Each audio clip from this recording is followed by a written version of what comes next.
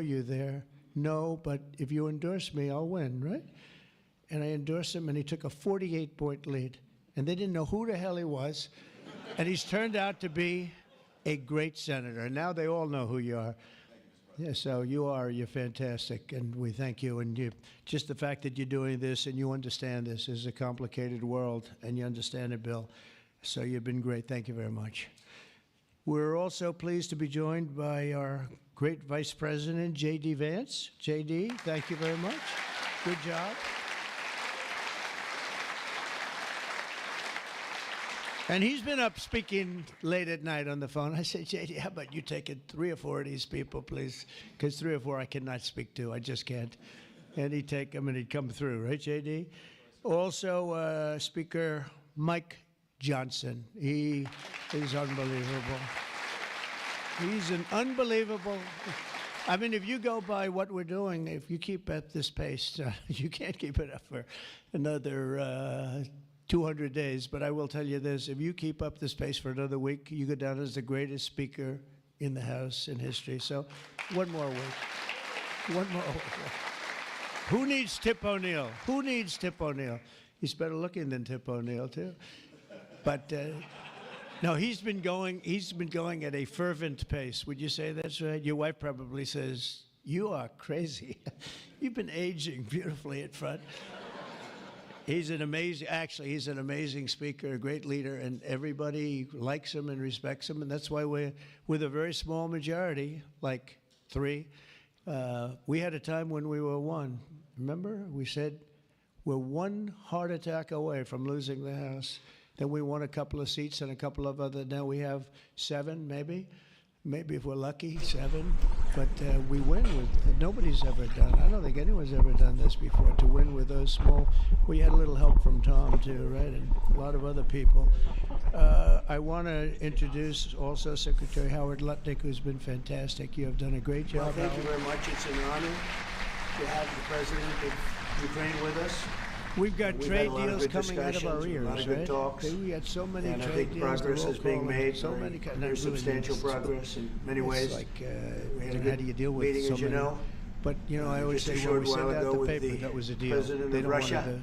Fake news And I think there's a possibility that something could come out of it, and today's meeting is very important. That's we have, a deal. Then they'll I guess, the 7 very powerful leaders from Europe, their country to trade, and we're going to be meeting with them right after this meeting. And we're doing well. We have a couple of big ones to announce pretty soon. Thanks so much. We could almost do it today. If I maybe can, we'll say it. thank you Maybe for later on we'll do it.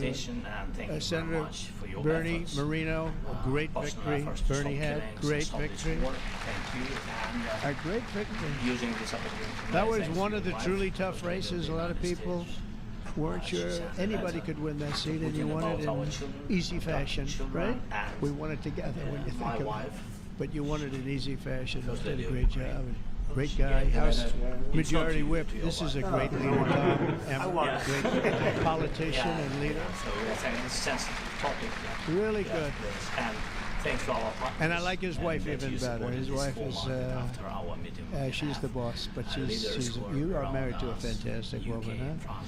And he knows that, and he likes hearing it, because some people don't, you know, they say, sir, could you please stop saying that my wife is better than me, sir?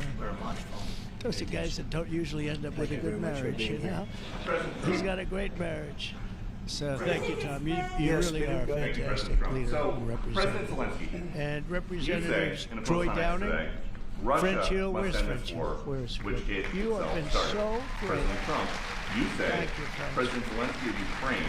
I spoke to him a little late when he was walking down the hall and said French. He said, I'm there, sir. You are great guy. Everyone respects you. I think you know that. we're going to have a meeting. I think if everything works out well today, we'll have a trilateral. Thank you very much. And I think there will be a reasonable chance of ending the war. Dan Muser, I thought he was going to become the next governor of Pennsylvania, but he likes Congress better, I guess. So, but I think you're terrific, and you know, I would have always been behind you. I can never say that. It's never the end of the road. People are being killed, and we want to stop that. Thank you, Tim. So I would not say it's the end of the road. John Rose. I think we have a good chance of doing it. Hi, John. Thanks. It's been good job. Almost 4 years now that Brian a lot of people were killed last week. A lot of people last Still week. young. I mean, millions of Still people nice killed, and but young. a lot of people last week for whatever reason. G.T. Thompson. A big GT. number. A lot of soldiers. Both on both sides. And Andy Barr, I know good friend of all the president. of us. Thank you, Andy. Myself, and I believe Vladimir Putin wants to see Monica it de la Cruz. Monica, on Friday, she's here someplace. Thank you, Monica. Thank you, As Monica. you listen to Russia and Ukraine, which side has Mike better cause? Haradopoulos. Well, I don't want to say that. Mike, I'm just thank you, I'm Mike. just here to Look this good. isn't my war. This is Joe Biden's war. Mike Lawler, He's the Mr. one that, Salt. had a lot to do with this happening, and we want to get it ended. Well, it and we should want it to end guarantee good your for district. everybody. I we mean, want it to end you good. worked hard The people for of New Ukraine York, have right? suffered And incredibly. you're on television. President Zelensky, are you prepared